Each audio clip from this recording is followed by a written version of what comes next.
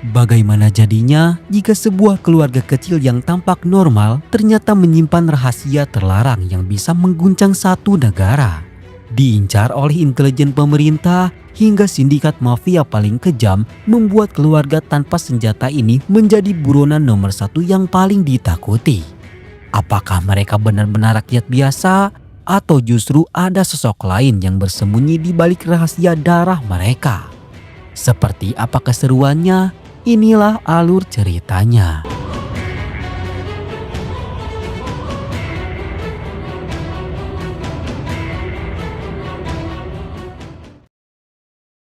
Drama dibuka dengan sebuah adegan mencekam di mana seorang pria dipaksa secara brutal untuk mendatangani sebuah surat pembelian tanah. Setelah tanda tangan didapat, wanita yang bertugas sebagai eksekutor ini langsung bergegas menuju sebuah acara peresmian. Yang di sana ia pun langsung melaporkan keberhasilannya itu kepada atasannya. Tak ingin mengeluarkan uang, mereka malah mengebom kawasan itu dan langsung membunuh pria tadi.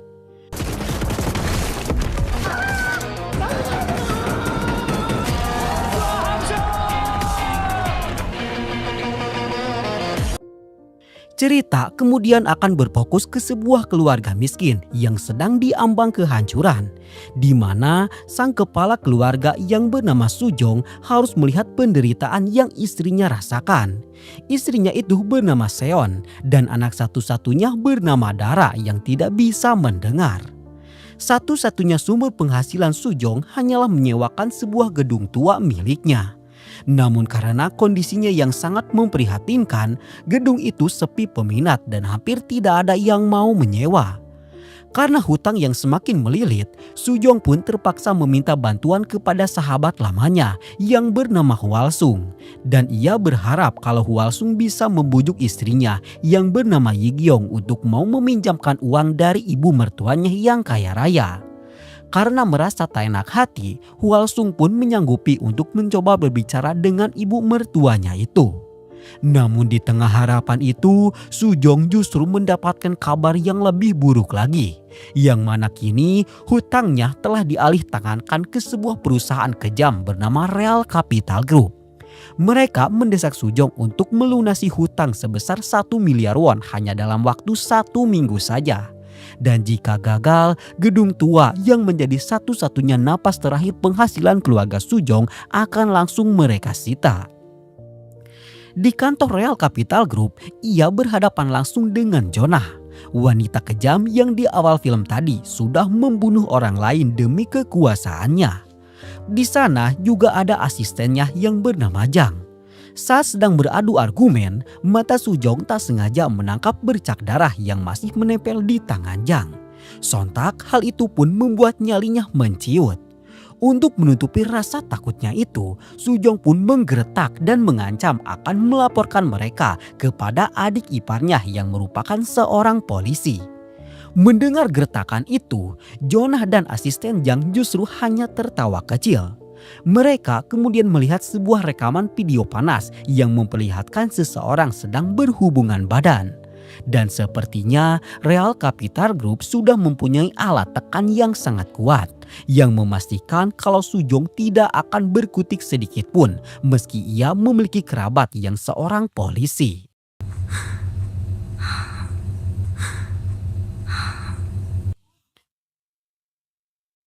Adik ipar Sujong itu bernama Gyun.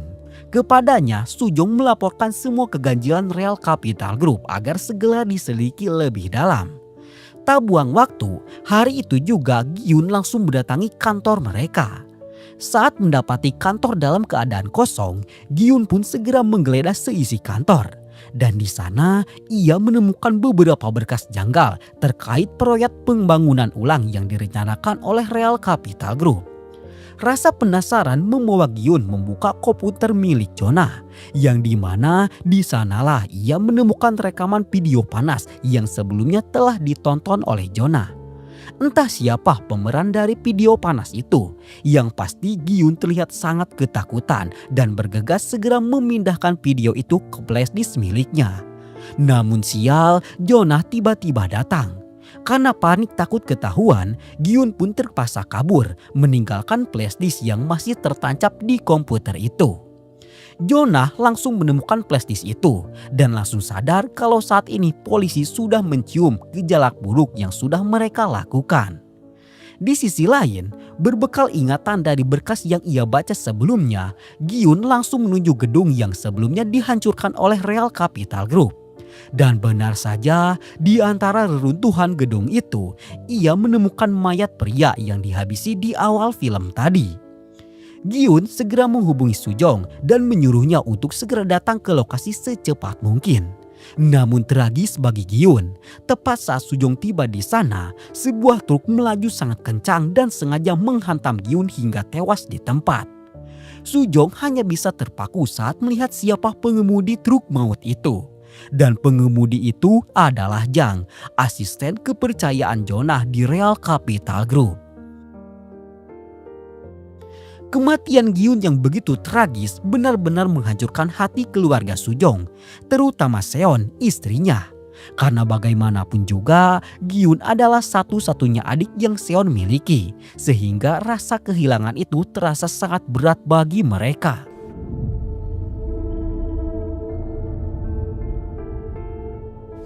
리얼 캐피탈 아시는 데인가요? Setelah proses pemakaman selesai, sekembalinya Sujong ke gedung miliknya, Sujong malah disambut dengan pemandangan yang mengerikan, di mana ia melihat sahabatnya sendiri, yakni Hwalsung sedang menyandra istrinya sendiri, yaitu Yigyeong.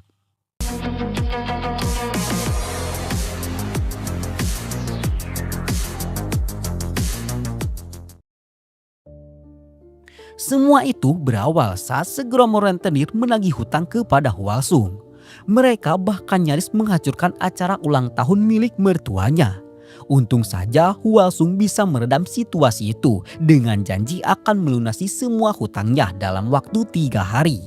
Dan di saat itulah Hwalsung mulai gelap mata. Ia sadar satu-satunya jalan keluar hanyalah uang milik mertuanya. Namun karena sifat ibu mertuanya yang galak dan pelit, mustahil baginya untuk meminjam uang secara baik-baik. Sehingga pada akhirnya Hwalsung pun nekat menculik istrinya sendiri dan meminta uang tebusan.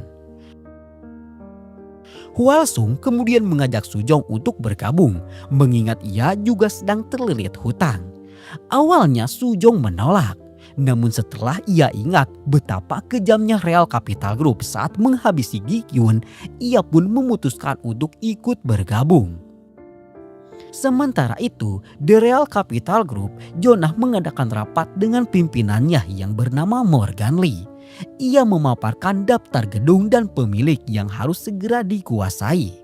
Nama Sujong dan mertua Hwalsung termasuk ke dalam target yang sangat sulit untuk didapatkan. Namun Morgan Lee tidak peduli dan langsung memerintah Jonah untuk segera menghabisi seluruh keluarga Sujong. 最近事故もあって。俺もお前もウポスター。 Singkatnya, malam penukaran sandera pun tiba. Hwalsung sudah menyiapkan rencana bersama Sujong untuk memeras ibu mertuanya. Namun saat Hwalsung menjemput ibu mertuanya itu, ia malah terkejut karena sang ibu mertua malah melibatkan polisi dalam penculikan ini.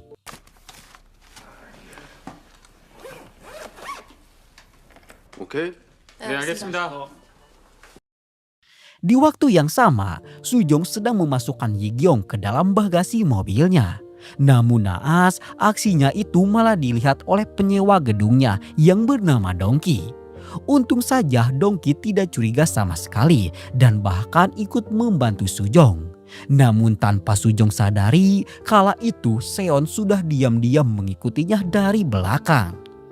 Puncaknya, Sujong pun kini telah tiba di lokasi penukaran. Hwalsung langsung turun membawa koper yang berisi uang sambil memberikan kode bahwa kini polisi ada di sana. Namun saat itu Sujong tidak mengerti isyarat yang Hwalsung berikan. Hwalsung yang panik akhirnya memilih melawan hingga terjadilah percekcokan. Dan dalam kekacauan itu Sujong tak sengaja mendorong Hwalsung hingga terjatuh dari gedung.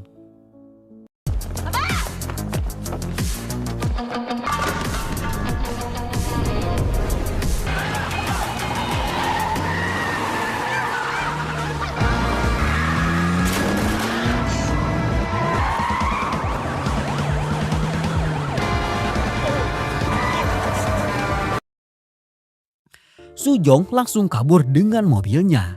Ia kabur sangat jauh hingga bensin mobilnya habis. Dan di momen itu tiba-tiba ada seseorang yang menawarkan diri akan membelikan bensin untuk Sujong.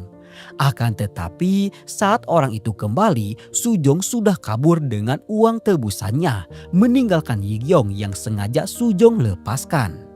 Di waktu yang sama, Seon yang dari tadi memperhatikan kejadian kini telah menyadari apa yang sudah suaminya lakukan itu. Dan ternyata nyawa Hwasung juga masih selamat meskipun ia harus koma akibat benturan yang sangat keras. Keesokan harinya, Sujong benar-benar ingin melawan Real Capital Group. Uang 1 miliar tebusan itu langsung ia bawa menuju kantor Real Capital untuk melunasi semua hutangnya. Kini Real Capital Group tak mempunyai cara lain untuk menekan Sujong, sehingga dengan terpaksa mereka pun mengembalikan sertifikat gedung yang sebelumnya telah dijadikan jaminan. 10시 이후에 오세요. Kala itu, Morgan Lee atau atasan Jonah sudah mengetahui pelunasan hutang yang Sujong lakukan. Sehingga ia pun menyuruh Jonah untuk segera bertindak agar kredibilitas mereka sebagai mafia internasional tidak tercoreng di hadapan para petinggi mafia yang lainnya. Hanya karena kegagalan mereka dalam menekan Sujong yang notabene-nya seorang bapak-bapak biasa. Di sisi lain, Yigyong sudah sadar. Hubungan Yigyong dengan Seon sudah seperti kakak beradik. Sehingga kini dalam kondisi terpuruk pun Yigyong selalu mengandalkan Seon ketimbang ibunya. Seon yang sudah melihat semua faktanya semalam kemudian mendesak Sujong untuk berkata jujur. Dan untuk pertama kalinya Sujong pun menceritakan kasus penculikan ini kepada istrinya. Seon sebenarnya tak tega karena bagaimanapun juga Yigyong adalah sahabat satu-satunya yang sangat dekat dengannya. Namun karena tak ingin suaminya dipenjara, ia pun akan membantu Sujong dalam menutupi kejahatannya itu. Bahkan kini Seon sedang membantu Sujong menyembunyikan sisa uang tebusan di sebuah toilet yang ada di gedung miliknya dan menutup toilet itu untuk sementara agar tidak ada orang yang memasukinya. Saat malam menjelang, Seon terbangun setelah mendapatkan telepon. Dan telepon itu dari Jonah yang akan menggunakan video panas yang sebelumnya sudah almarhum Yoon tonton untuk mendapatkan gedung milik Sujong.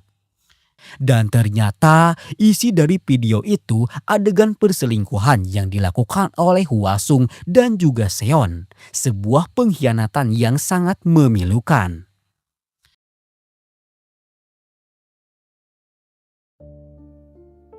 Keesokan paginya, kita diperlihatkan sebuah rapat mengenai pembebasan lahan dari pembangunan ulang yang saat ini sedang dipertaruhkan.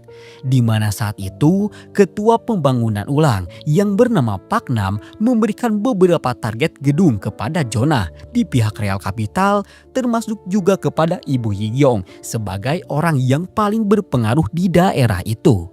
Pak Nam menyampaikan jika pihak siapa saja yang pertama kali bisa mendapatkan gedung-gedung yang menjadi target mereka akan mendapatkan keuntungan 20% saham dari pembangunan ulang nantinya. Setelah pertemuan itu, Morgan Lee berkata jika ia akan menyuruh pembunuh bayaran jika Sujong tetap bersikeras ingin melawan Real Capital Group.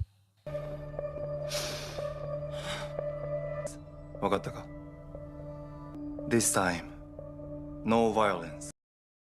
Jonah tak tinggal diam, ia langsung menelpon Seon untuk memastikan apakah hari itu Sujong suaminya akan bersedia melakukan tanda tangan pembelian. Seon yang sebelumnya sudah diancam kini meyakinkan Jonah jika suaminya pasti akan menjual gedung itu kepada pihak Real Capital. Namun Seon ingin agar Jonah menghapus video yang sebelumnya sudah dikirim kepadanya. Ternyata Sujong tak seperti apa yang Seon pikirkan. Kala itu Sujong berpikir keras mengingat cara bagaimana dirinya bisa mendapatkan keuntungan lebih agar kehidupan anak dan istrinya yang sangat ia perjuangkan selama ini bisa mendapatkan kehidupan layak. sehingga ia pun menolak tawaran dari pihak Jonah dan akan mencari pembeli lainnya yang mungkin bisa memberikan harga lebih. Jonah yang merasa perlawanan Sujong sudah keterlaluan lantas mengirimkan video perselingkuhan yang dilakukan oleh istri dan sahabatnya itu kepada Sujong. 이거 뭐야 이거? 재밌는 거. Sujong kemudian menonton video itu. Video yang ia lihat hanya baru sampai memperlihatkan Hwalsung saja. Karena saat itu Dongki, penyewa gedungnya, menyuruh Sujong untuk segera membetulkan toilet gedung. Mengingat kini sudah banyak komplain dari pengunjung kafe miliknya yang protes akan ditutupnya toilet di sana. Menolaknya Sujong dalam membuat kesepakatan kini juga sudah didengar oleh Morgan Lee yang sangat marah kepada Jonah. Ia bahkan menghina Jonah sebagai orang yang tidak pantas bekerja untuk mafia sekelas Real Capital Group. Jonah yang tak terima disebut demikian tak tinggal diam dan dengan liciknya ia pun menghabisi Morgan Lee saat itu juga.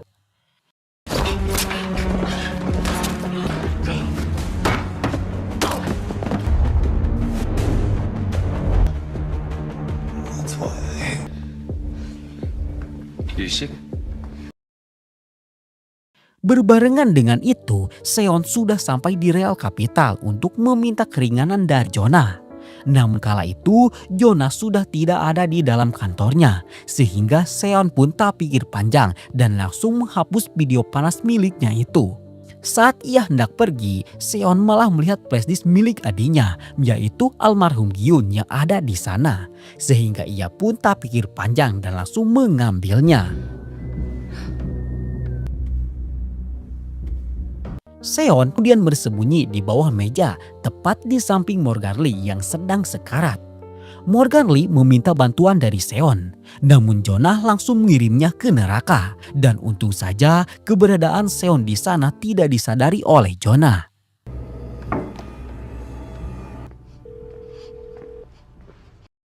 Sementara itu, Sujong yang baru setengah menonton video itu sedang berpikir keras mengingat siapa wanita yang sudah tidur dengan Hwalsung. Dan ia bertanya-tanya mengapa wanita itu mau memberikan serambi lepitnya kepada lelaki yang sudah mempunyai istri.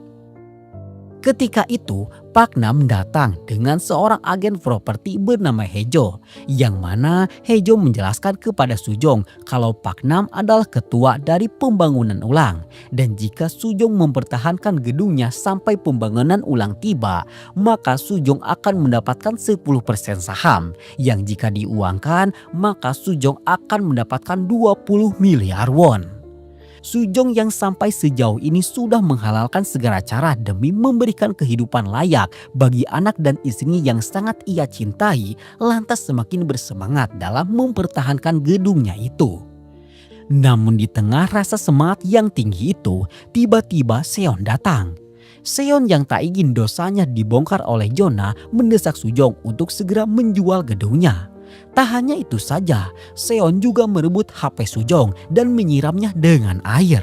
Namun naas, aksinya itu sia-sia karena HP Sujong itu anti air. Kini Seon tak bisa berbuat apa-apa lagi selain melihat Sujong yang kini sedang menonton video miliknya itu. Hancurnya hati Sujong sudah tidak bisa digambarkan lagi melihat istri yang sangat ia cintai dan perjuangkan sekuat tenaga ternyata sudah memberikan selangkangannya kepada sahabatnya sendiri. 너 혹시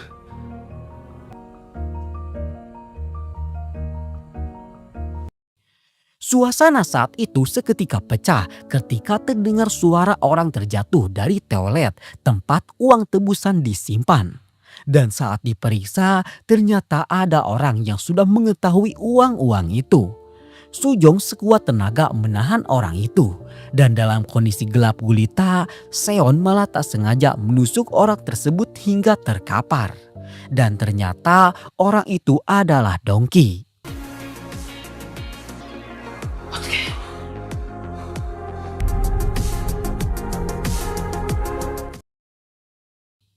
Dengan pengalamannya sebagai mantan dokter, Seon pun langsung melakukan operasi. Dan untung saja tusukan itu tidak mengenai organ intim sehingga nyawa Dongki masih selamat. Namun kini mereka sadar kalau Dongki sudah mengetahui aksi penculikan yang sudah Sujong lakukan. Untuk menangani hal itu, mereka pun sementara waktu akan mengurung Dongki di sana untuk beberapa waktu ke depan. Di sisi lain, Yigyong kini sedang mengambil HP milik Hwasung, suaminya yang sebelumnya sudah diamankan oleh polisi. Ketika itu, seorang detektif muda bernama Juran memberitahunya kalau ia memiliki kecurigaan kepada Sujong dan Hwasung. Mengingat beberapa keanehan yang sebelumnya telah detektif Juran temukan di HP milik Hwasung. Maka dari itu, detektif Juran pun juga menyuruh Yigyong untuk ikut mencari tahu akan hal itu. Di HP milik suaminya itu, Yigyong malah menerima telepon dari rentenir yang kembali menagih hutang. Yigyong yang tak ingin bertambah masalah langsung melunasi semua hutang-hutang itu. Dan si rentenir berkata jika uang yang dipinjam dari mereka telah digunakan oleh Hwasung untuk berselingkuh. Mendapatkan kabar itu, Yigyong langsung pergi ke rumah sakit. Dengar fingerprint Hwasung, kini HP suaminya itu telah terbuka. Dan benar saja di akun IG milik Hwasung, Yigyong melihat percakapan yang Hwasung lakukan dengan akun tanpa nama. Di mana di sana di percakapan itu Hwasung dan akun tanpa nama itu membahas persetubuhan mereka yang sangat memuaskan bagi Hwasung. Yigyong tak bisa menahan air matanya dan bersumpah akan mencari tahu siapa wanita yang sudah berani tidur dengan suaminya itu. Sementara itu, untuk memastikan agar Dongki bisa menjaga rahasia tentang penculikan Yigyong, Sujong dan Seon menyuruh Dongki membuat sebuah rekaman pernyataan di mana ia harus mengaku kalau Dongki sudah ikut andil dan bekerja sama dalam menculik Yigyong. Namun saat rekaman itu dibuat, Yigyong ternyata ada di luar gedung yang kedatangannya saat itu untuk curhat akan wanita yang kini sudah tidur dengan suaminya. Bagi Yigyong, Seon sudah ia anggap seperti kakak kandungnya sendiri. Sehingga semua tangisan tentang perselingkuhan suaminya itu ia tumpahkan di pundak sahabatnya sendiri. Tanpa Yigyong sadari jika wanita yang saat ini sedang ia cari itu adalah Seon sendiri. 우리 집 돈 보고 결혼한 거겠죠? 아니에요, 이경 씨.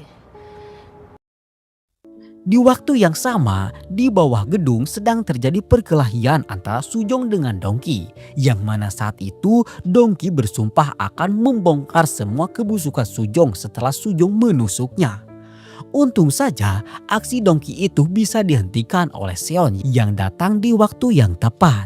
Dan untung saja mereka pun bisa kabur dan masih berhasil mengurung Dongki di sana.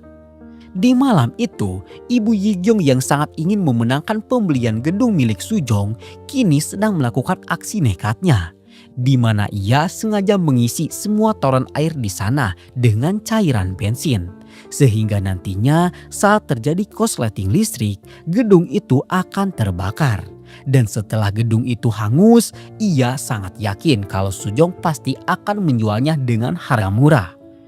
Setelah berhasil menuangkan semua cairan bensin, Ibu Yigyong tinggal merusak kelistrikan yang ada di gudang, yang dimana di dalam gudang itu masih ada Dongki yang masih terkurung.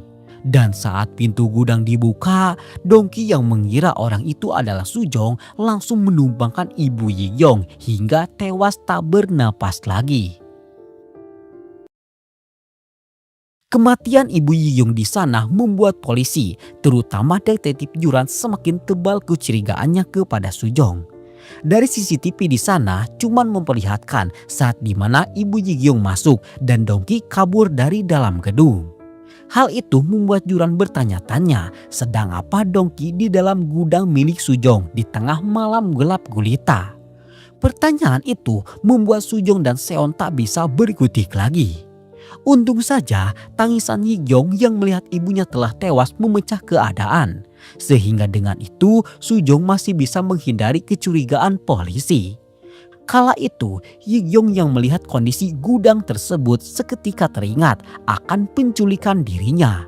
Yang mana walaupun dipasangkan kain penutup mata, Yigyong masih bisa melihat sekitar. Dan terkejut karena tempat itu adalah tempat ia diculik.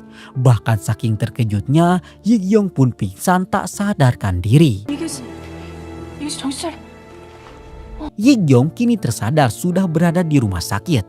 Dokter menyuruh Yi-gyong untuk banyak istirahat karena ternyata saat ini Yi-gyong sedang hamil muda.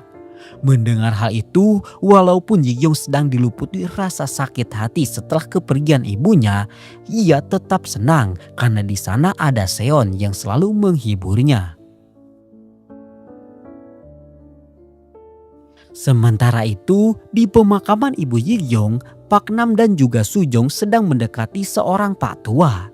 Diceritakan, Pak Tua itu adalah ayah kandung Yi-gyong yang sejak Yi-gyong dilahirkan, ia selalu dijauhkan oleh mantan istrinya, yaitu almarhum ibu Yi-gyong. Kala itu, si Pak Tua sangat muak melihat wajah Pak Nam dan langsung pergi dari sana.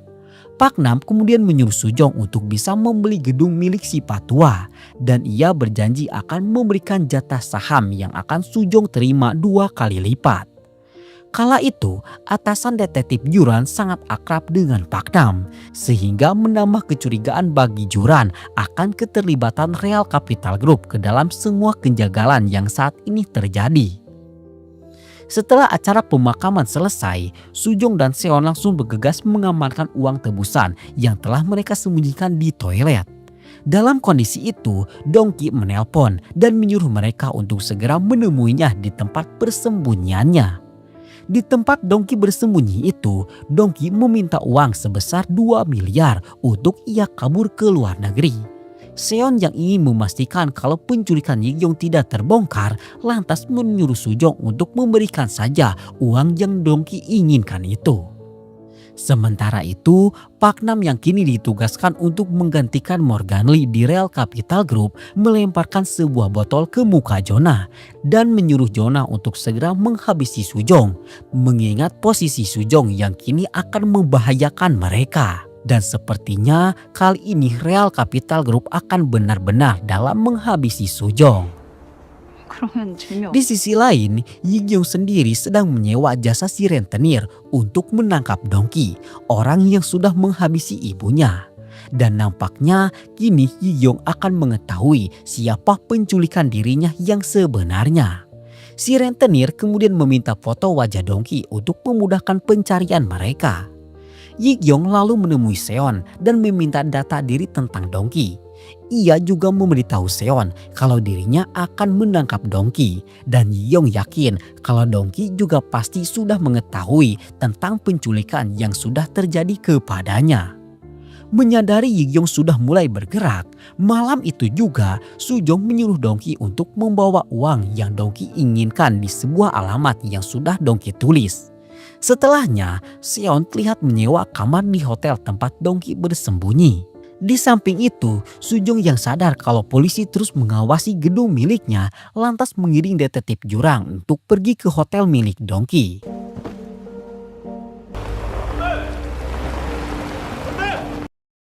Di sana, Sujong masuk ke kamar yang sudah Seon sewa, lalu merangkak dari jendela dan masuk ke kamar Dongki.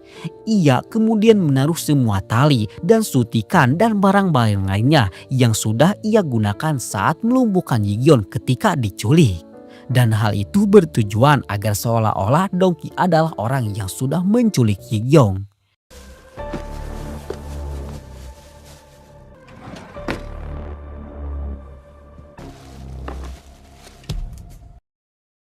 Di luar, detektif Juran sudah berhasil masuk dan untung saja Sujong sudah berhasil kembali keluar.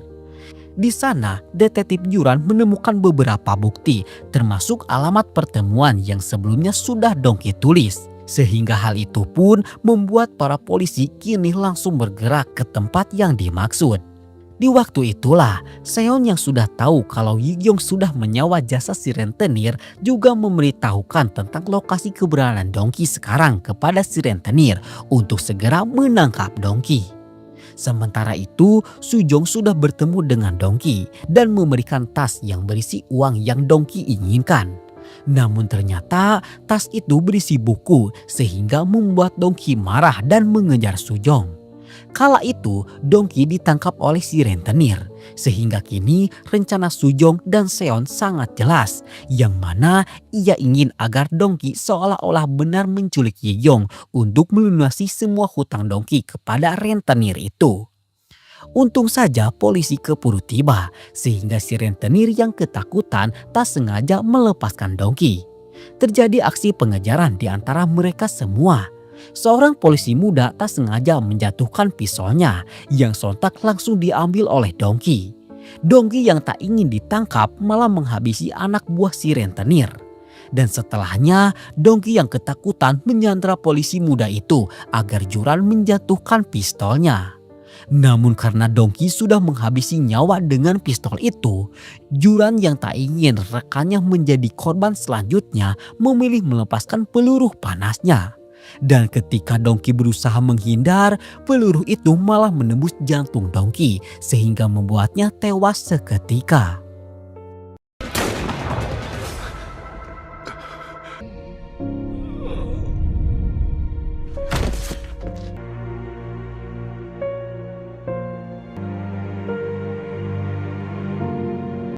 Sujong hanya bisa melihat kejadian itu dari kejauhan dan ia tak menyangka jika Dongki harus meninggal dunia karena rencana liciknya itu.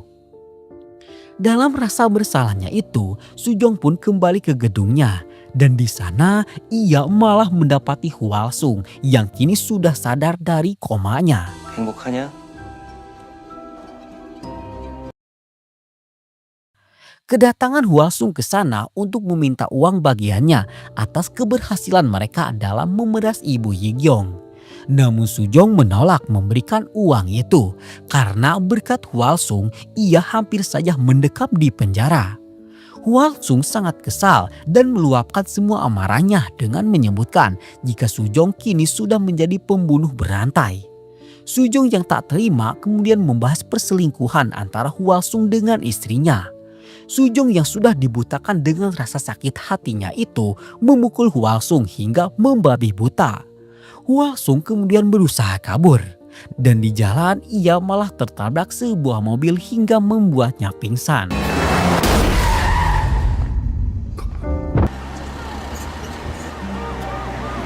Saat Sujong kembali ke gedungnya, Sujong kembali didatangi oleh Jonah dari Real Capital Group. Kedatangan Jonah ke sana untuk membawa Sujong, yang mana kala itu Pak Nam ingin menemuinya. Pak Nam menyuruh Sujong untuk membujuk Yiyong agar mau menjual gedung milik ibunya yang kini sudah tiada. Sujong yang kini bukan Sujong yang dulu lagi, walaupun di bawah tekanan tukang pukul Pak Nam yang ada di sana, Sujong tak ingin menjadi babu sehingga ia pun meminta saham lebih tinggi lagi jika ia berhasil membeli gedung milik ibu Yiyong. Mendengar hal itu, Pak Nam sangat kesal. Dan setelah Yuyong pergi, ia pun menyuruh Jonah untuk benar-benar menghabisi Sujong. 들었습니다. 처리하겠습니다. Singkat cerita, malam pun tiba. Malam itu Sujong mendatangi acara Fripat yang hanya dihadiri oleh para calon pemegang saham. Di acara itu, Hwalsung juga hadir sebagai perwakilan dari ibu Yiyong. Namun kala itu Hwalsung malah mendekati Seon dengan berkata jika dirinya berencana akan menceraikan Yiyong dan sudah mengambil alih semua harta milik mertuanya yang nantinya hartanya itu akan ia gunakan untuk hidup bahagia bersama Seon. Seon yang kini sudah tidak bisa lagi menyembunyikan perselingkuhan mereka dari Sujong lantas membantah semua ajakan itu. Namun Hwalsung berkata jika Seon tak akan bisa hidup dengan Sujong karena Sujong adalah orang yang sudah menghabisi Gyun, adik Seon. 우리가 힘을 합쳐야 돼. 김균. 새끼 안 웃겨 새끼야. Pembicaraan mereka itu ternyata difoto oleh seorang staf yang ada di sana. Sujong juga melihat kedekatan mereka itu, sehingga di perjalanan pulang, Sujong yang masih sakit hati kembali membahas perselingkuhan Seon dengan Hwalsung. Di momen itu, Seon yang tadi mendengar kalau Sujong sudah menghabisi adiknya lantas memberikan perlawanan, sehingga Sujong yang marah pun memutuskan untuk turun dari mobil itu. Malam itu juga, Sujong memutuskan untuk menemui Yigyong untuk membahas pembelian gedung milik ibu Yigyong. Namun Yigyong malah memperlihatkan foto kedekatan antara Seon dengan suaminya yang tadi diambil oleh seorang staf. Kala itu, Sujong sudah tak ingin menyembunyikan rahasia apapun lagi dari Yigyong, sehingga ia pun mengaku jika dirinya dan Hwalsung adalah orang yang sudah menculik Yigyong. Sujong juga menambahkan jika di dalam rencananya dengan Hwalsung itu, Seon tak sengaja ikut terlibat, sehingga Sujong yang tadinya ingin menyerahkan diri memutuskan untuk menutupinya hingga akhir. Mendengar hal itu, Yigyong pun merasa tak enak hati karena ternyata sahabatnya sendiri yaitu Seon sudah membantu dalam penculikan ini. Yigyong lalu menanyakan sesuatu yang masih janggal di pikirannya, yakni tentang hubungan antara Hwalsung dengan Seon. Dan di momen itulah Sujong memberitahu Yigyong jika Hwalsung dan juga Seon sudah saling berhubungan badan. Bak disambar petir, tubuh Yigyong gemetar mendengar dua fakta itu. Sujong yang menyadari hal itu memohon agar Yigyong memaafkan Seon, mengingat seperti apapun Sujong sakit hati berkat perselingkuhan Seon, Seon tetap ibu dari anaknya dan tak ingin Dara kehilangan ibunya. Sementara itu, anak Sujong yaitu Dara sedang mencari keberadaan ayahnya di gedung. Di momen itu, ia menerima email jika dirinya telah diterima kuliah di Amerika. Dara yang sangat senang lantas menghidupkan laptop milik ayahnya untuk mencetak dokumen penerimaan itu. Namun di sana ia malah melihat CCTV yang di dalam CCTV itu Sujong dan Hwalsung sedang membahas tentang penculikan Yigyong hingga perselingkuhan yang dilakukan oleh ibunya. Walaupun Dara tidak bisa mendengar, ia bisa membaca gerak bibir, sehingga ia pun hanya bisa terdiam saat mengetahui fakta kalau ibunya sudah berhubungan badan dengan Hwalsung. Sementara itu, Sujong sedang melepaskan semua beban yang saat ini ia pikul dengan meminum alkohol di sebuah supermarket. Kala itu, Hejo atau orang yang akan membantu Sujong dalam pembelian semua gedung datang dan mengajaknya untuk minum bersama. Di waktu yang sama, Hwalsung kini sudah pulang ke rumah Yigyong. Namun, Yigyong yang kini sudah mengetahui semuanya lantas meluapkan kekecewaannya itu dan langsung mengusir Hwalsung untuk tidak menunjukkan lagi wajahnya di hadapan Yigyong. 뭔 소리 하는 거야?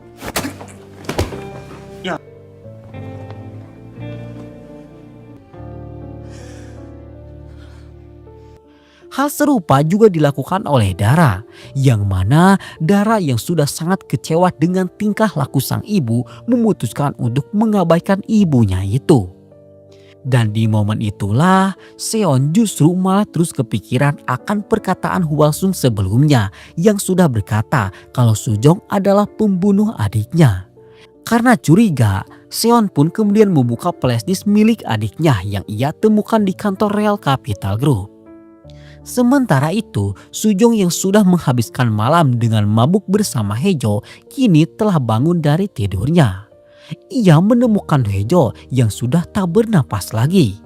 Kala itu, rumah Hejo terkunci dari dalam sehingga tak ada lagi orang yang bisa membunuh Hejo selain dirinya. Dan Sujong sangat terkejut apakah benar jika ia sudah menghabisi Hejo dalam kondisi mabuk.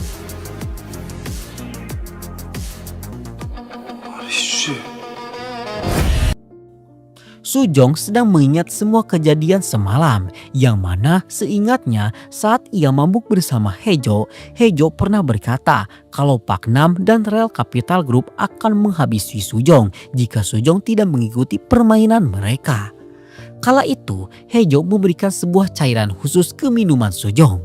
Sehingga dalam kondisi mabuk parah, Sujong malah tak sengaja memberitahu Hejo tentang penculikan dan perselingkuhan yang Hwalsung lakukan. Percakapan Sujong itu ternyata telah direkam oleh Hejo. Yang mana dengan rekaman itu, Hejo langsung kirimkan kepada Hwalsung sebagai alat tekan agar Hejo bisa memeras Hwalsung.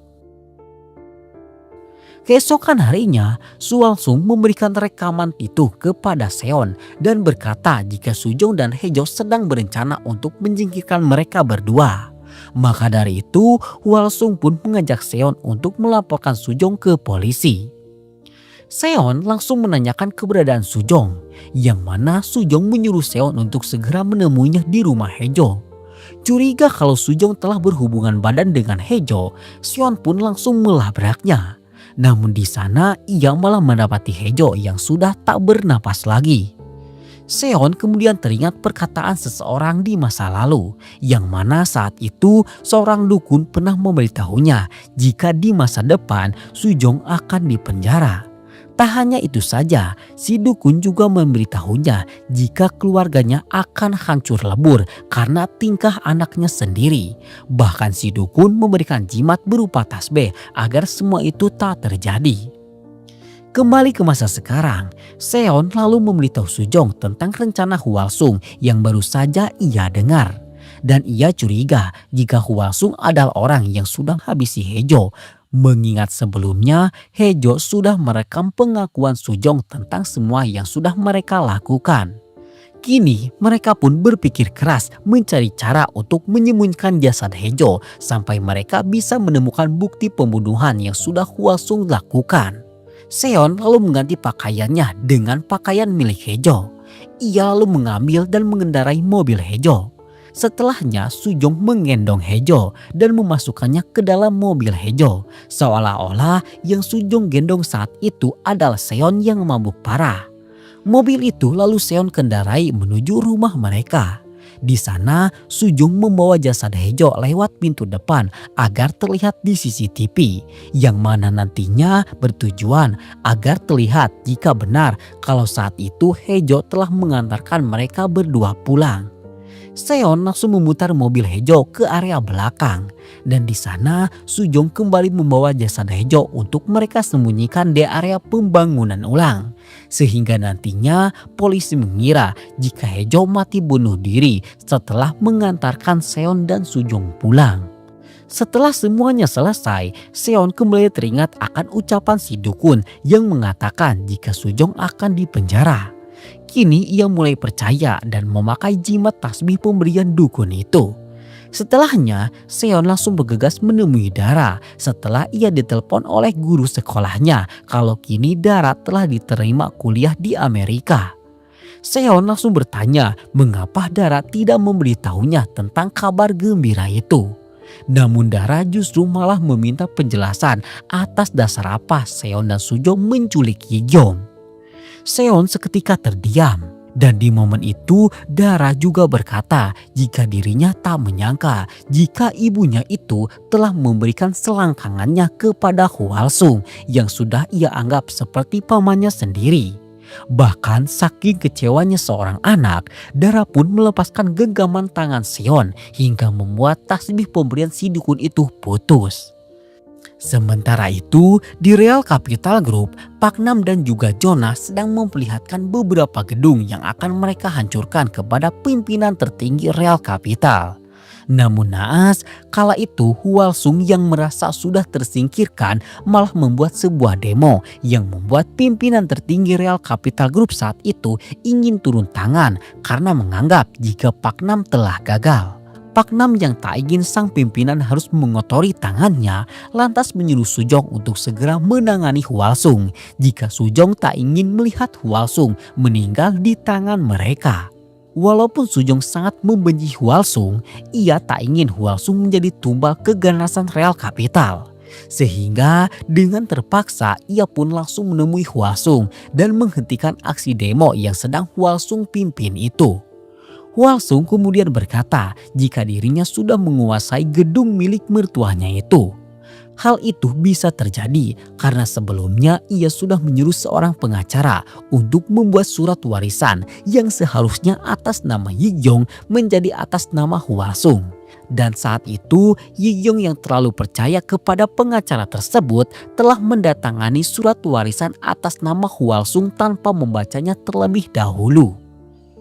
Sujong kemudian berkata dan memberitahunya bahwa kini Yigyong sedang hamil anak Hwalsung dan menyuruh agar Hwalsung tidak membahayakan nyawanya karena kini mereka harus sudah sadar kalau pihak Real Capital Group adalah lawan sesungguhnya yang harus mereka kalahkan. Di sisi lain, Yigyong sedang mendengar sebuah rekaman suara. Entah siapa yang ada di rekaman suara itu. Yang pasti, Yigyong sangat muak akan isi di dalam rekaman suara tersebut. Bahkan saking muaknya, Yigyong langsung menyuruh si rentenir untuk menghabisi orang itu. Namun kala itu, Dara tiba-tiba menghubunginya dengan berkata jika Dara ingin menemui Yigyong karena ada sesuatu yang ingin Dara sampaikan. Dara juga memberitahu pesan kepada ibunya, yang mana saat itu Dara akan memberitahu Yigyong tentang penculikan dan persetubuhan yang sudah ibunya lakukan dengan Hwalsung. Dara sudah bertemu dengan Yigyong. Kedatangannya langsung meminta maaf mewakili ibu dan ayahnya atas apa yang sudah menimpa Yigyong. Yigyong yang melihat kalau Dara ternyata sudah mengetahui penculikan ini lantas menyimpulkan kalau memang sejak lama Sujong dan Seon sudah merencanakan penculikan ini. Padahal semua ini terjadi berkat Hwalsung. Sehingga ia pun berkata akan melenyapkan ibu dan ayah Dara untuk selamanya. Dan saat itu tiba-tiba si rentenir membius Dara. Seon akhirnya tiba. Namun ia malah menemukan ponsel milik Dara yang tergeletak di sana. Ia yang sadar kalau sebelumnya Dara ingin menemui Yigyong lantas memberitahu Sujong bahwa kini Dara telah diculik oleh Yigyong. Dan ternyata Yigyong membawa Dara ke gedung milik Sujong. Tempat yang sama di mana Yigyong merasakan penderitaan saat Sujong menculiknya.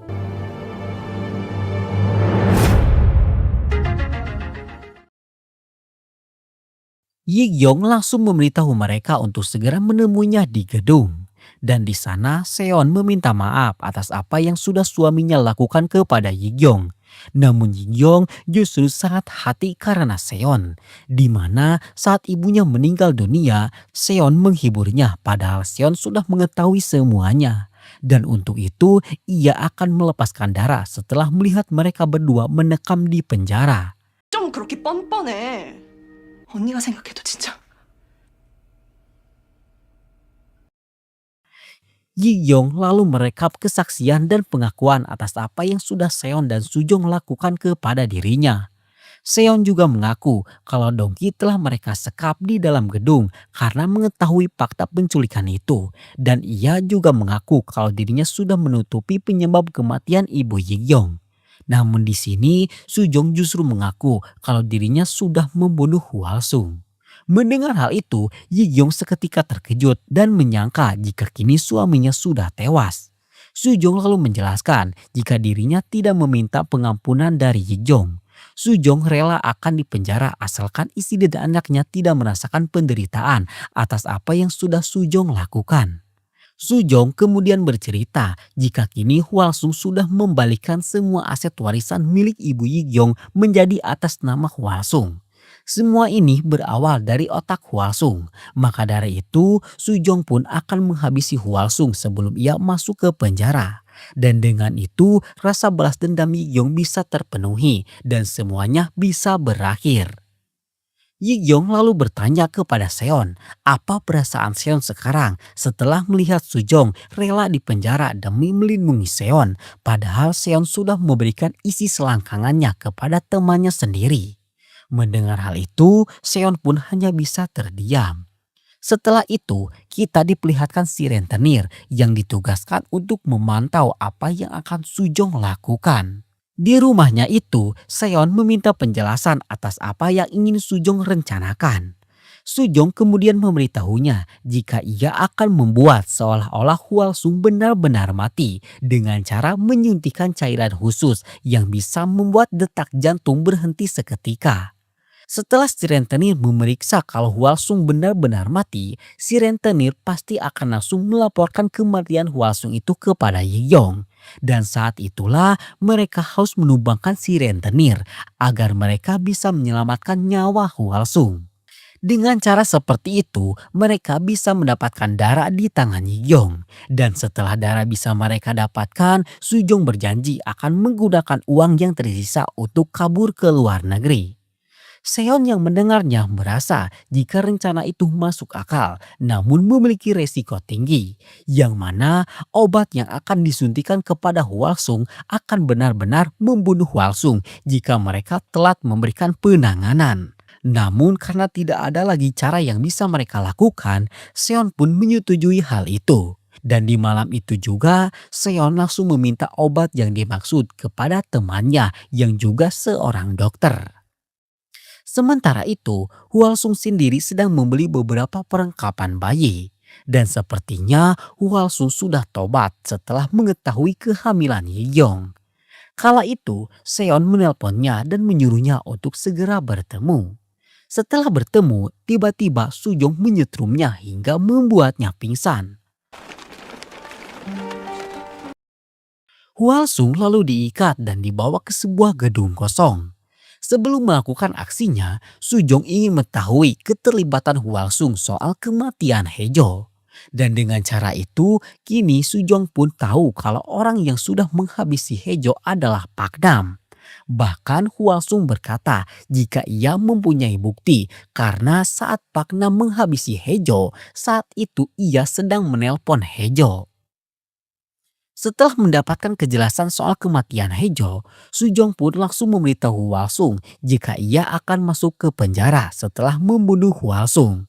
Mendengar hal itu, Hwasung juga sadar jika itu adalah satu-satunya cara agar semua kekacauan ini berakhir. Sehingga ia pun menyuruh Seon untuk mengambil sesuatu di sakunya.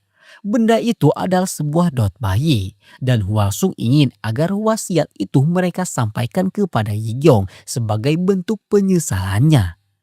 Setelahnya, racun yang sudah mereka dapatkan lalu mereka suntikan kepada Hwasung yang membuat semua nadi termasuk detak jantungnya berhenti sejenak. Seon juga menyetel alarm agar mereka tidak terlambat dalam memberikan penanganan kepada Hwasung. Apa yang mereka lakukan itu sudah si rentenir rekam dan diberikan kepada Yiyong yang kini sudah percaya dan menangis kalau Hwasung sudah tewas. Setelahnya, Sujong meminta bantuan si rentenir untuk mengangkat Hwasung karena dirinya ingin agar seolah-olah Hwasung mati karena jatuh dari gedung. Di momen itulah Sujong menyetrum si rentenir. Namun naas alat setrumnya malah macet sehingga Sujong pun harus pingsan setelah dipukul si rentenir. Dalam kondisi itu, tiba-tiba alarm yang Seon setel sebelumnya telah berbunyi. Dan sepertinya Hwasung sudah benar-benar tidak akan tertolong lagi.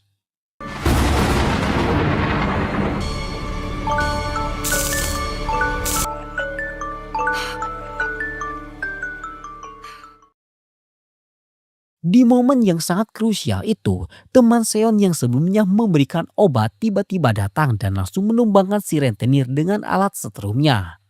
Tanpa buang waktu, mereka segera memberikan pertolongan kepada Hwasung. Berkat pengalamannya sebagai mantan dokter, Seon akhirnya berhasil membuat Hwasung kembali bernapas.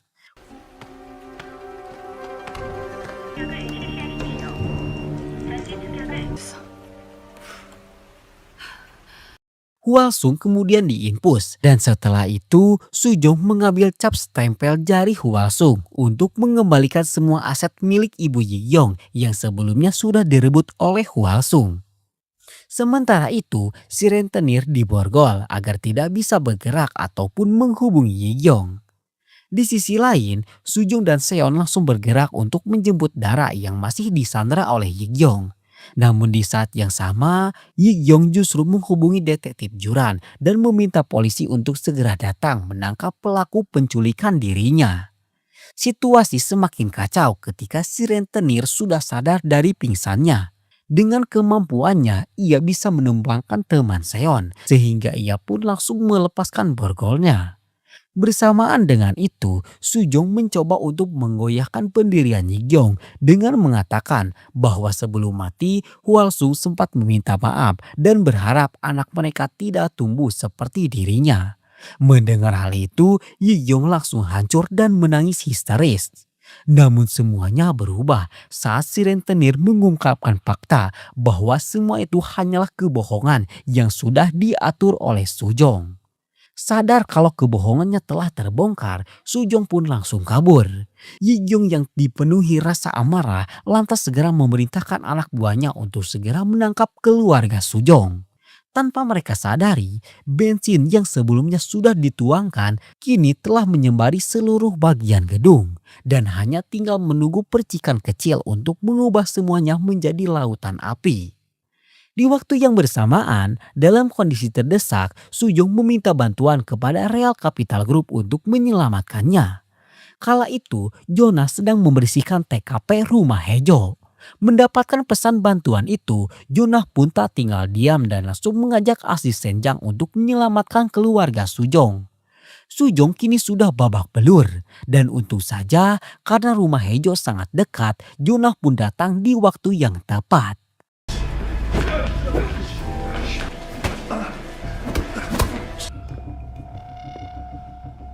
Dengan kemampuan yang sudah dilatih sejak kecil oleh Real Capital Group, Jonah langsung membabi buta menghabisi anak buah si rentenir hingga tak bernapas lagi.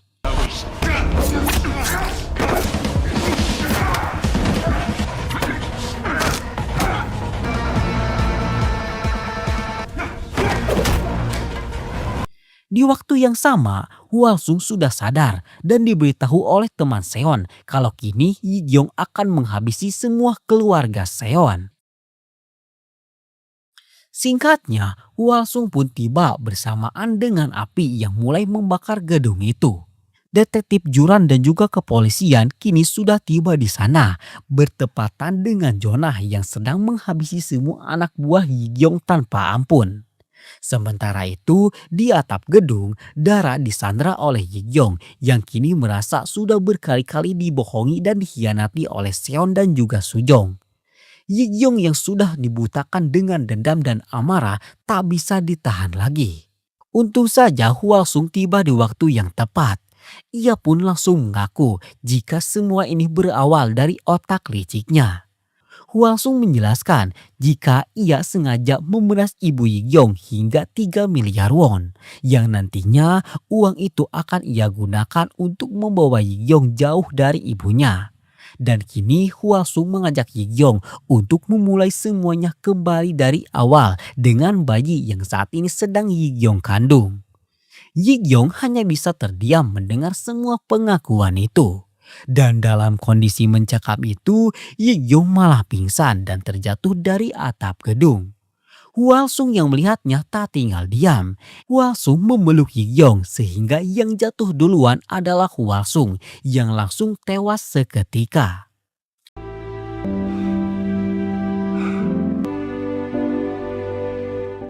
Sementara itu, detektif Juran sudah masuk ke dalam gedung. Ia melihat betapa ngerinya kemampuan Jonah dalam menghabisi anak buah si rentenir yang sudah terlatih. Juran pun menodongkan senjatanya. Namun ketika itu, asisten Jang menyerang dari belakang. Untung saja Juran berhasil menumbangkannya. Bukannya melawan, kala itu Jonah justru malah terlihat ketakutan, seolah-olah ia tidak melakukan apapun. Singkatnya, kini gedung milik Sujong itu sudah sepenuhnya dibakar si jago merah. Semua orang sudah berhasil dievakuasi. Dan dari sudut jalanan, ayah kandung Yi Gyong, yakni si Patua, ternyata sudah melihat semua kengerian yang sudah terjadi di sana. Kini Yi Gyong sudah sadar di rumah sakit.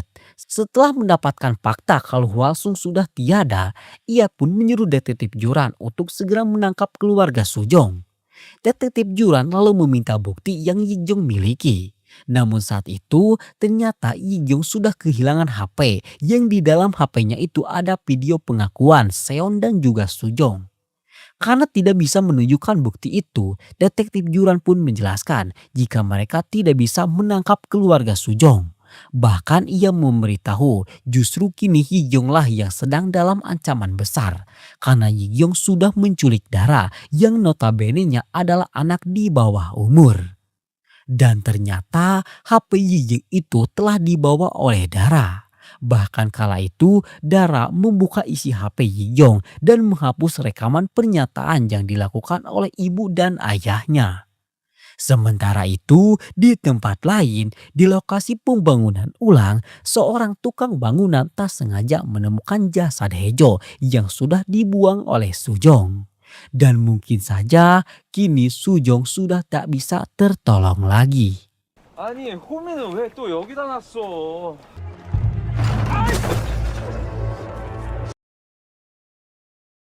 Sementara itu, di kantor polisi, Jonah masih berpura-pura ketakutan.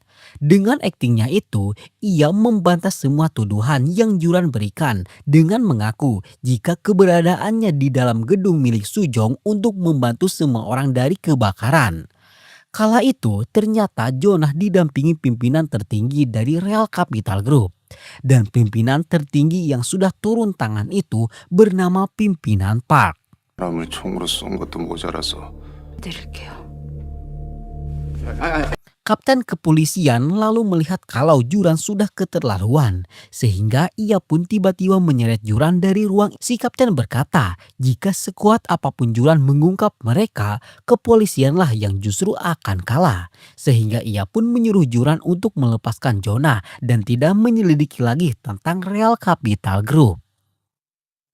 Setelah bebas, Jonah bertanya kepada asisten Jang mengenai rekaman saat Heju tewas apakah sudah dibereskan. Dan asisten Jang berkata jika semua rekaman CCTV sudah ia selesaikan. Kala itu, Jonah mengeluarkan pistol rakitannya. Dan kini ia benar-benar akan menumbangkan Sujong yang sudah terlalu lama mereka biarkan sehingga bisa melawan seperti saat ini. Sujong sendiri kini sedang bersama Seon. Kala itu ia ditelepon oleh Pak Nam untuk segera menemuinya. Pak Nam berkata jika kematian Hejo sedang diselidiki oleh polisi. Sehingga ia pun menyuruh Sujong untuk segera bergegas karena kini Sujong dalam bahaya besar. Seon yang mengetahui kalau Pak Nam adalah orang dari Real Capital Group lantas menyuruh Sujong untuk berhati-hati. Dan ternyata perkataan Pak Nam itu memang benar. Detektif Juran sedang mengumpulkan beberapa bukti mengenai kematian Hejo. Bahkan kini detektif Juran sudah berhasil menemukan rekaman pelaku pembunuhan Hejo yang mereka amankan dari CCTV dashboard mobil milik Hejo. Sementara itu, Sujong sedang menemui Pak Nam. Kala itu Sujong disuruh untuk membaca sebuah surat yang sudah Pak Nam buat. Jonah dan juga asisten Jang sudah hadir di tempat itu. Dan ternyata surat yang Sujong baca itu adalah surat pengakuan kalau Sujong adalah orang yang sudah menghabisi Hejo. Setelah membacanya, Pak Nam menyuruh Sujong untuk mencap surat itu dengan sidik jari Sujong. Sujong hendak menolak, namun asisten Jang sudah menodongkan senjata apinya kepada Sujong. Di waktu yang bersamaan, detektif Juran melihat Pak Nam yang ternyata datang ke rumah Hejo saat malam Hejo meninggal dunia. Kala itu, tujuan Pak Nam menemui Hejo ternyata untuk meminta jatah kepada Hejo. Pak Nam meminta Hejo untuk memuaskan nafsunya dan sebagai imbalan ia akan memberikan beberapa persen sahamnya kepada Hejo. Kala itu, Hejo yang bukan wanita bodoh merekam semua perkataan Pak Nam itu dan akan ia berikan kepada istri Pak Nam jika Pak Nam tidak memberikan semua saham miliknya. Tak hanya itu saja, ternyata Hejo juga sudah bisa menggali praktek korupsi yang telah Pak Nam lakukan di Real Capital Group. Yang mana jika sampai Real Capital Group mengetahui hal itu, nyawa Pak Nam sudah pasti ada di neraka. Pak Nam sangat kesal. Ia yang menganggap jika Hejo sudah terlalu lancang tak pikir panjang dan langsung menghabisi Hejo.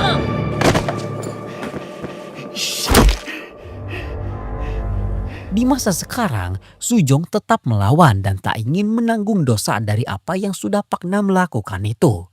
Hal itu membuat Jonah yang sudah muak akan perlawanan Sujong tak pikir panjang dan langsung melepaskan timah panasnya.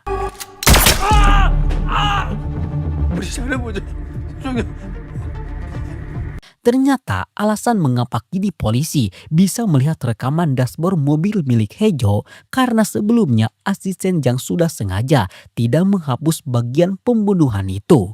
Hal itu adalah perintah langsung dari pimpinan Real Capital Group yang sudah menganggap jika Pak Nam sama gagalnya dengan Morgan Lee dalam mengurus semua gedung yang ada di daerah itu.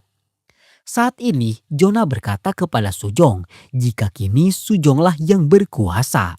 Mengingat keberhasilan Sujong yang sebelumnya sudah berhasil membeli beberapa gedung yang ada di sana. Kini Jonah meminta putusan dari Sojong mengenai Pak Nam. Apakah dibiarkan hidup atau dihabisi? Jonah yang melihat Sujong malah kebingungan lantas menghabisi Pak Nam. Karena jika Pak Nam dilepaskan, semua kebusukan Real Capital Group akan terbongkar.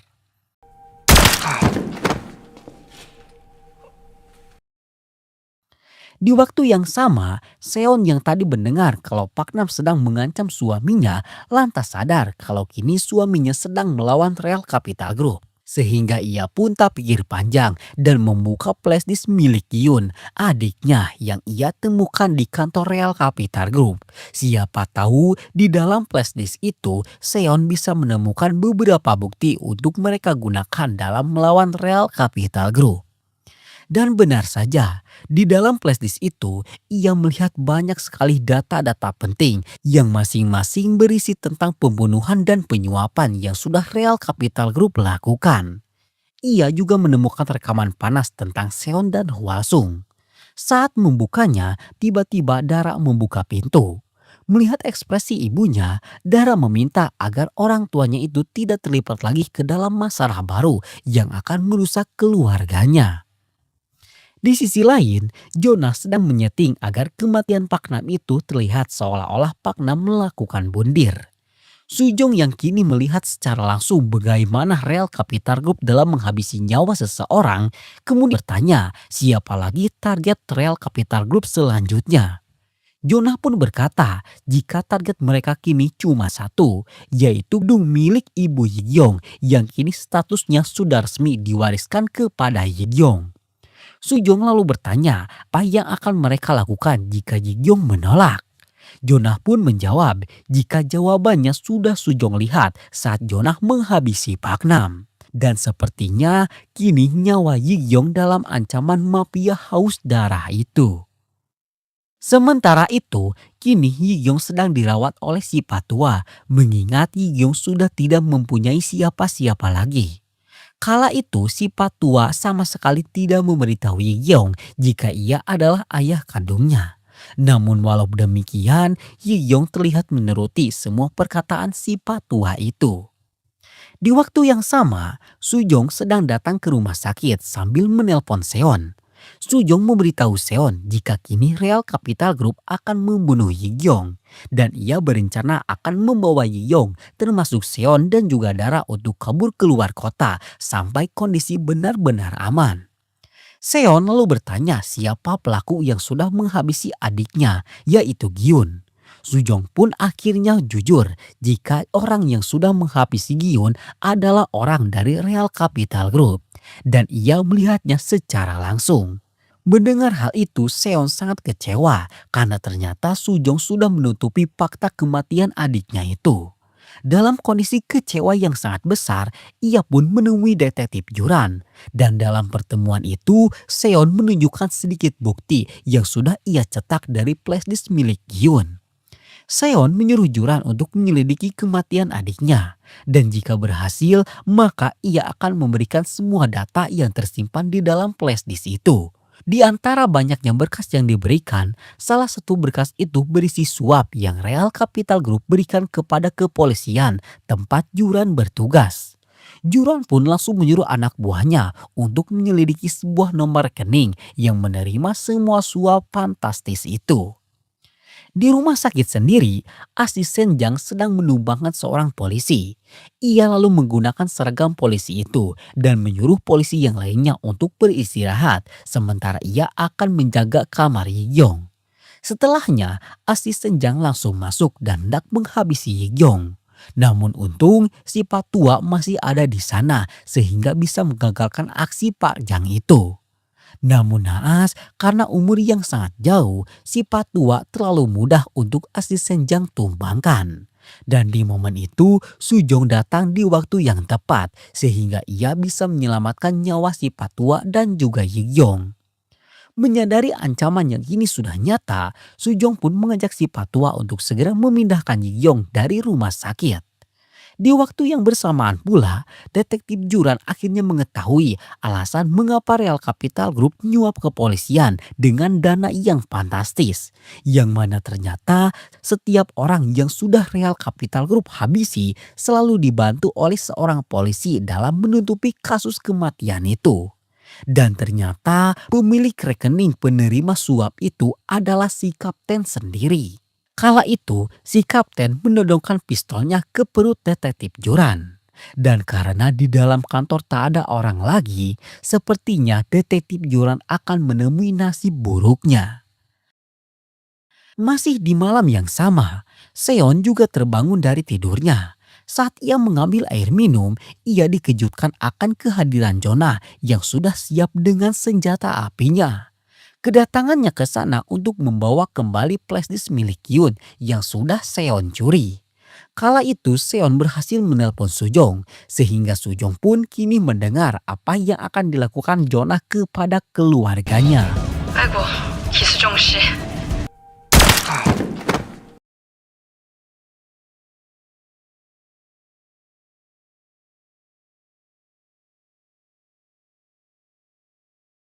Si Patua yang sadar kalau Sujong sedang ditekan lantas menyuruhnya untuk turun sementara ia akan mengamankan Yiyong.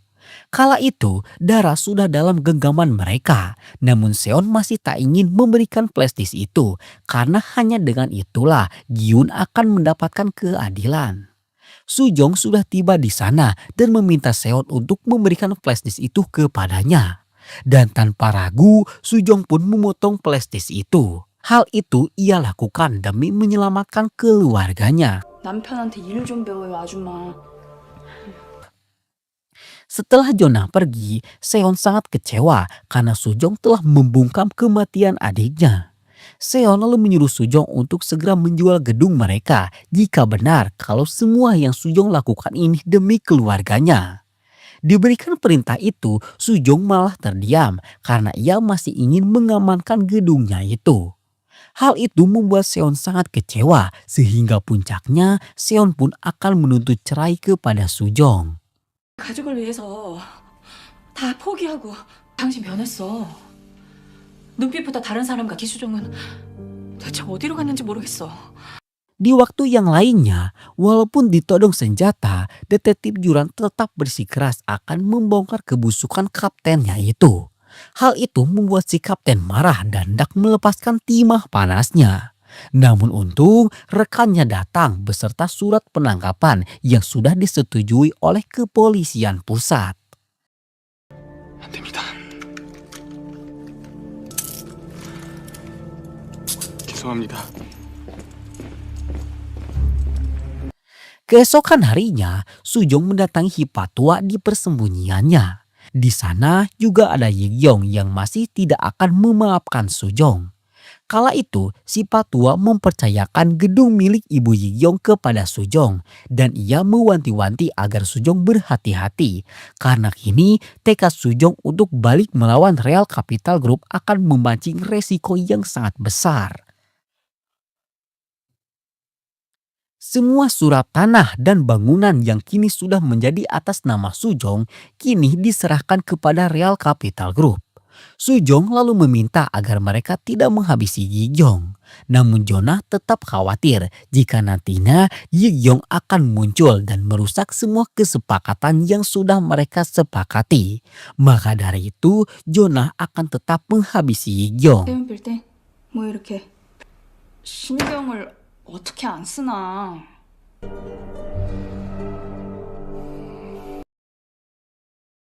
Mengetahui jika Jonah tetap bersikeras, Sujong pun akhirnya memulai perlawanannya. Ia mendatangi detektif Juran dan meminta bantuan dalam menjalankan perangkapnya yang akan ia terapkan untuk menangkap Jonah dan juga Real Capital Group. Entah apa rencana Sujong itu. Yang pasti setelahnya kita diperlihatkan detektif Juran yang langsung mengeluarkan beberapa senjata api yang mereka butuhkan dalam melawan Real Capital Group. Detektif Juran kemudian mengamankan Dara ke kediaman si Patua. Dan setelahnya rencana perlawanan pun telah resmi dimulai. Di Real Capital Group sendiri, Jonah sudah memberikan semua akta tanah dan bangunan yang sudah berhasil ia kumpulkan kepada pimpinan FAK. Kala itu, Sujong datang dengan membawa sebuah kue.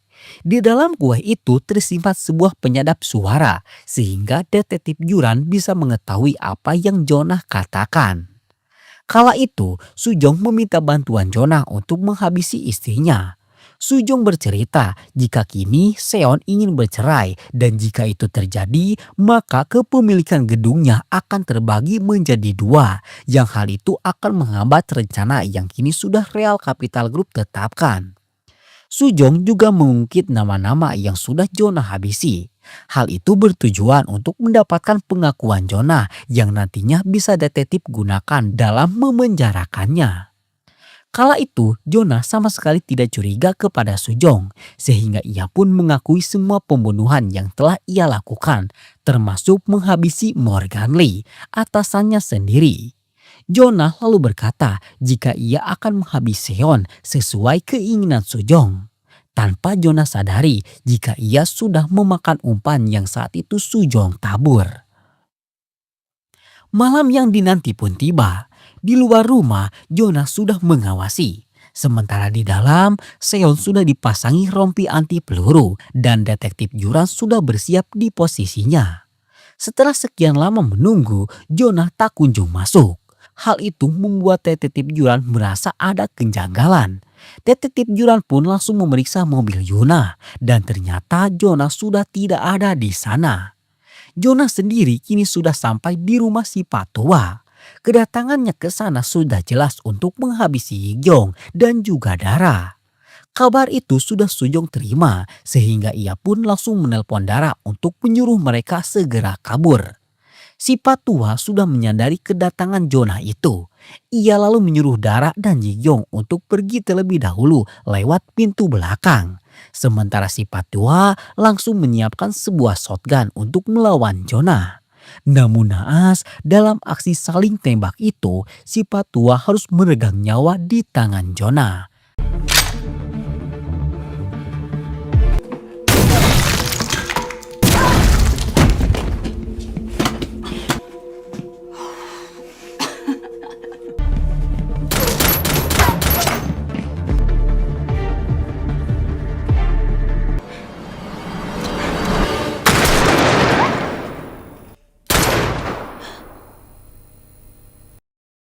Di waktu yang sama, Sujong sudah tiba di sana. Ia langsung memeriksa keadaan dan mendapati si Patua yang sudah tak bernapas lagi.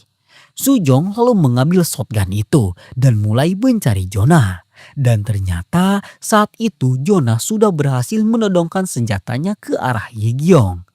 Dalam kondisi itu, Jonah membahas perkataan Sujong yang selalu berkata jika semua yang telah dilakukan oleh Sujong didasari atas nama keluarga.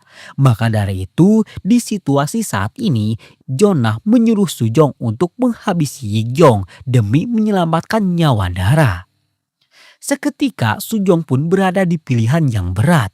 Ia tak sanggup menodongkan senjata kepada Yigyong lagi.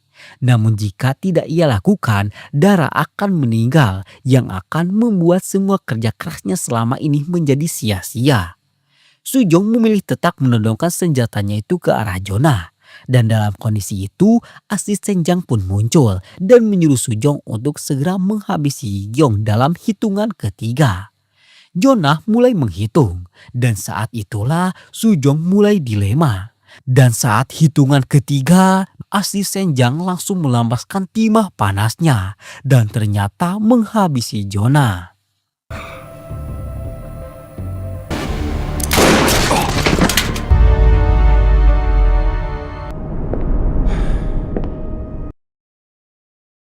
Ternyata sebelum malam itu tiba, dengan otak pintarnya, Sujong sudah terlebih dahulu menemui pimpinan Park. Tujuan Sujong saat itu untuk membuat kesepakatan dengan pimpinan Real Capital Group secara langsung. Di mana kala itu Sujong berkata jika ia akan sengaja menjebak Jonah dalam aksi pembunuhan yang akan digerebek oleh polisi.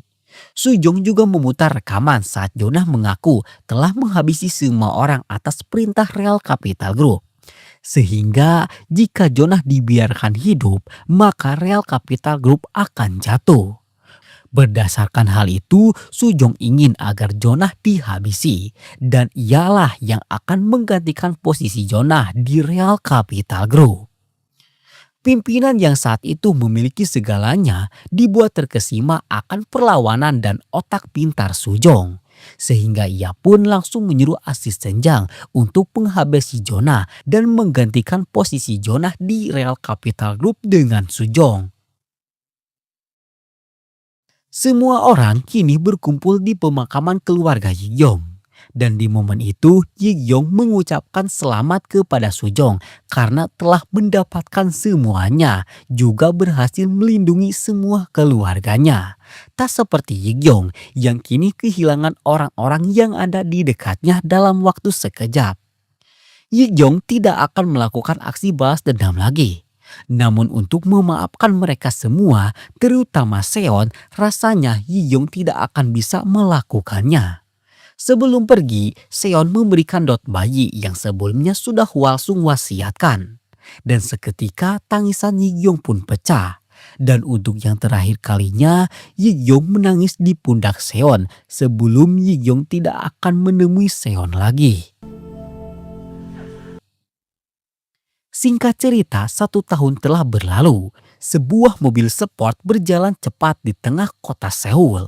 Mobil itu dikendarai oleh Sujong yang kini sudah berhasil menguasai beberapa saham di proyek pembangunan ulang di bawah naungan Real Capital Group. Statusnya kini bahkan sudah menjadi seorang CEO dengan penghasilan yang sudah berkali-kali lipat. Sebagian keuntungan selalu ia berikan kepada Yig-yong yang kini sudah melahirkan seorang anak lelaki. 되잖아요. 좋은 모습으로 기억해줬으면 좋겠거든요. Sementara itu, Seon dan Dara sudah 1 tahun ini berada di Amerika untuk melanjutkan pendidikannya. Kebetulan besok hari mereka akan pulang kampung ke Korea dan Sujong berjanji akan menjemputnya di bandara. Saat di bandara, Sujong malah menerima pesan kalau sebuah perusahaan bernama Godras sedang mengakuisisi semua saham milik Real Capital Group.